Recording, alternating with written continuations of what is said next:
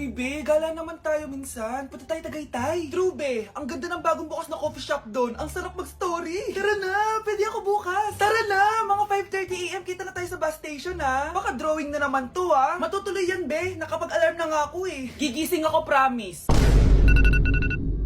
Masa na ba yung mga yun? 6 AM na. Oh, alas na tong bus papuntang Tagaytay, ha. Puro kayo drawing, ha. Teka lang. Ano ba yun? Ano ba yan, be? Bakit ka tumatawag? Ano na, be? 6 AM na. Akala mo pupunta na Tagaytay. Hindi ako pinayagan, eh. Sorry, be. Hindi ka pinayagan o tinatamad ka lang? Baka gusto mo sabihin ko sa nanay mo na 3 subject yung bagsak mo. Ito na nga, be. Maliligo na ako. Wait mo lang ako, ha. Ay, yung isa pa. Hello, be. Hindi ako makakapunta. May sakit ako. Sakit. Lalong lalala yung sakit mo, be, kapag nalaman ng nanay mo na boyfriend mo yung anak ng kaaway niya. Ay, be, magaling na pala ako. Nakakalakad na ako. 5 minutes nandyan na ako, ha. Madali lang pala kayong kausap, eh. Let's go, Tagaytay!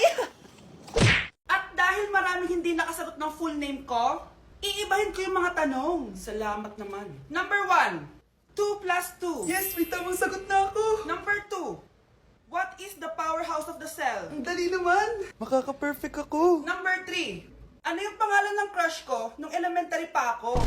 Ano na naman yan? Kung nakikinig talaga kayo, alam nyo kung sino yung crush ko. Aba, ma'am, akala bang iibahin may mga tanong? Bakit may mga ganyang tanong na naman? Malamang, para makasigurado ako na nakikinig talaga kayo. Wala namang may paki kung sino naging crush mo na elementary ka, ma'am. Wala namang may alam yan, eh.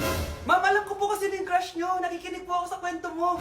Buti pa si Michael, nakikinig. Di kagaya ng iba dyan. Sige, perfect ka na, Michael. Yes! Makinig din kasi kayo sa kwento ni ma'am.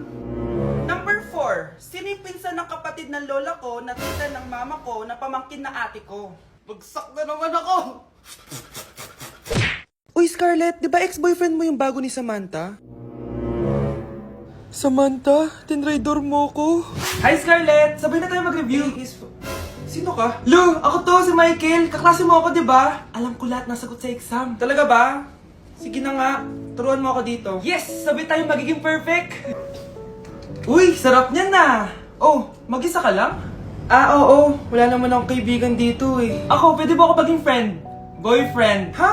Ayan ka na naman eh. Joke lang, ito naman. Kain na nga tayo.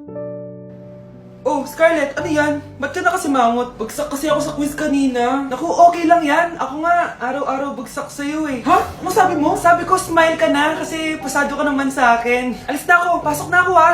Baliw!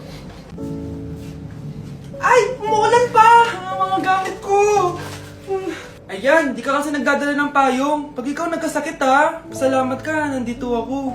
Michael, ba't nandito ka pa? Hatid na kita sa bahay niyo, baka mapano ka pa. Gusto ko safe ka makauwi. Lo, sige na nga. Nasaan ka? Scarlett? Michael? Ship ko kayo. You may kiss the bride. Mag-kiss na Kaya, kayo. anong kiss? Lo, parang di gusto. Dalian yun, nakis mo na sa noo. Humanda ka, Scarlett. Tapos na yung maliligayang araw mo. Hi, Bes! Uy, Bes! Boyfriend ko nga pala, Michael, si Samantha, best friend ko. Hello, Samantha. Nice to meet you. Hi, Michael. Ako nga pala si Samantha. Una na kami, Bes, ha? Bye-bye. Masaya naman kami dati. Inagaw lang siya ni Samantha. Yung best friend ko pa. Nay, alis lang ako, ha? Sige, anak. Iniwan niya phone niya. Ano kayang pinag-uusapan nila dito? Mga walang iya kayo.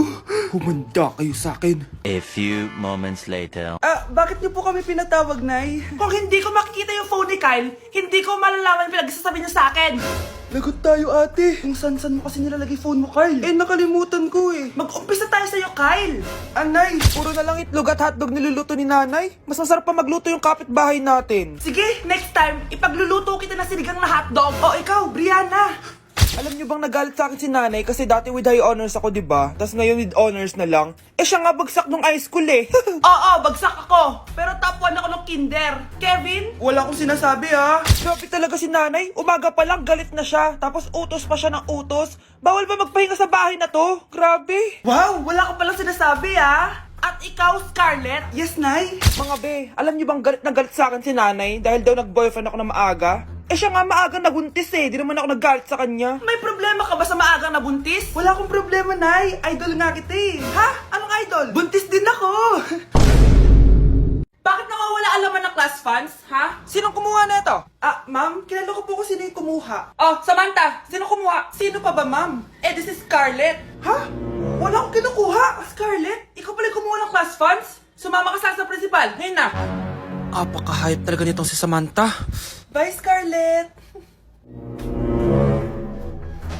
Dami nito Mukhang makakabili na ako ng bagong phone. Ha! Nahuli din kita! Ikaw pala yung kumukuha ng mga class funds natin? Oo, ako yung kumukuha. Bakit? May problema ba? Ang problema ko, ikaw. Ako pa si desisyon mo na kumukuha ng class funds, ikaw naman talaga? Isusumbong kita kay ma'am. Wala ka namang ebidensya. Ikaw ang isusumbong ko dahil naniniwala naman sa akin si ma'am. Humanda ka sa akin, Samantha. Wow, may bagong phone si Samantha. Sana all. Bigay ito ng parents ko, guys. Class! Sino naman kumuha sa class funds? Si Scarlett po yung kumuha, ma'am. Pagsabihan nyo nga yan. Ako na naman? Nagpapatawa ka ata, Samantha. Talaga ba, Samantha? Kitang-kita ko na kumuha ka dito. At narinig ko, nabalak mo na naman si Scarlett. Ma'am, di po ako yun. Gagawin mo pa ako sinungaling? Diyan ka naman magaling, di ba, Samantha? Sa pagsisinungaling? Sumama ka sa akin sa principal at ipapatawag ko yung magulang mo. Buti nga sa'yo, Samantha. Deserve mo yan. Nag-uumpisa pa lang ako. Yes! Ang taas ng score ko! Anong score mo, Scarlett? 19 yung score ko. Ay, hindi perfect. Buti pa ako, naka 20. Bawi ka na lang next time, ha? Scarlett, nagawa mo ba yung assignment natin? May assignment tayo? Hala, di ko nagawa. Huwag mo nang sasabihin kay mama. Sige, di ko sasabihin. Ma'am, may assignment po pala tayo. Ay, oo nga pala, may assignment tayo, class. Ang hindi gumawa ng assignment, bagsak sa akin, ha? Bida-bida talaga tong si Samantha. Okay, class, sinong iboboto niyong president? I nominate Scarlett, ma'am. Ako? Di ako papayag. Dapat ako yung maging president. Go, Scarlett! Kaya mo yan! I nominate myself because I believe na mas responsible ako. I believe na hindi ako nangungupit ng class funds. Iboto niyo ako dahil matataas ang mga scores ko. Iboto niyo ako dahil hindi ako nangungopya para lang tumaas ang score. Ako ba pinaparinggan mo? Mukhang may natamaan ata. Congrats, Scarlett. Deserve mo maging president. Gagawin ko yung best ko. Good morning, class. Hindi na papasok si Samantha. Ha? Ano nangyari? Ang balita ko, nag-drop na siya dahil sa sobrang pressure sa nanay niya. Palagi siya pinapagalitan kapag hindi perfect yung score niya. Nagalit din yung nanay niya nung hindi siya nanalo ng president. Kaya, na-depress talaga siya. Kawawa naman pala siya. Thank you for the roses. Thank you for the roses. Oh, now there's a fire. Thank you for the ice cream. Thank you for the roses. Anak, anong ginagawa mo? Nay, ginagawa ko yung AI na trend sa TikTok yung nagla-live. Anong AI live na kabaliwan na yan, ha? Madami daw kasi nagsisend kapag ganun. So, pwede ako yumaman. Yayaman? Talaga lang, ha? Oo, Nay, andan ko na nga nakuha ang pera eh. Talaga? Marami ka ng pera? Sige, tuloy mo na yan. Oh, thank you for the ice cream. A few moments later. Thank you for the flowers. Oh, now there's a fire. Nay, ano pong ulam natin? Thank you for flowers. Nay, gutom na kami. Wala pa rin ulam. Oh, anak, kung na muna bahala sa kapatid mo. Magluto ka muna dyan. Pero Nay, buong araw ka na nagaganyan. Nakakalimutan mo yung mga anak mo. Thank you for TikTok. Kita mo nagpapayaman ako dito, di ba? Gusto mo mag-live ka din para may silbi ka naman at di ka pabigat. Thank you for the flowers. Thank you for the flowers. Kahit malakas ang ulan, wala pa ding suspension.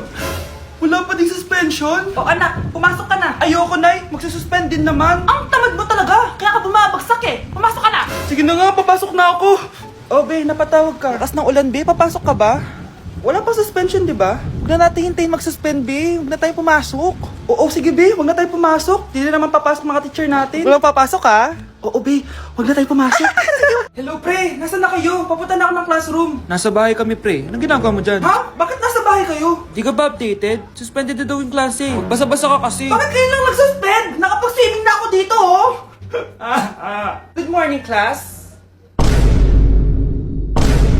Nasaan yung mga estudyante ko? Alis na nga ako. Present po, ma'am. Ano po lesson natin today, ma'am? Patahimikin mo na ako! Diba binagsak mo ako dati, ma'am? Ako naman ang magpapabagsak sa'yo ngayon. Lumayo ka! Bilisan nyo, pakatagal channel nyo? Ma'am, we are the group 1 and... Okay, so, ano yung research topic nyo? Ang research topic po namin ay kung bakit the best vlogger po si Mami Oni. Nice topic. So, bakit nga ba the best vlogger si Mami Oni? Kasi ma'am, tahimik lang siya sa umpisa kahit di mo siya pilitin. Okay, what about the others? Ma'am, malasing mo lang siya, agad siyang sasama. Kahit di mo siya akitin, ma'am. Meron ka bang lemon, ma'am? Lemon? Bakit? Kasi gusto niya tequila. Yun naman pala. Pagkatapos na mag-shot, sipsipin mo yung dila niya. At huwag mo siyang susubukan dahil buka niyang isusubo. Ito na ata yung pinaka-the best na research. At dahil dyan, tigisa kayo ng iPhone 14. Gusto ko yung nakakapakong malaki. Ngiti mo na sa tabi.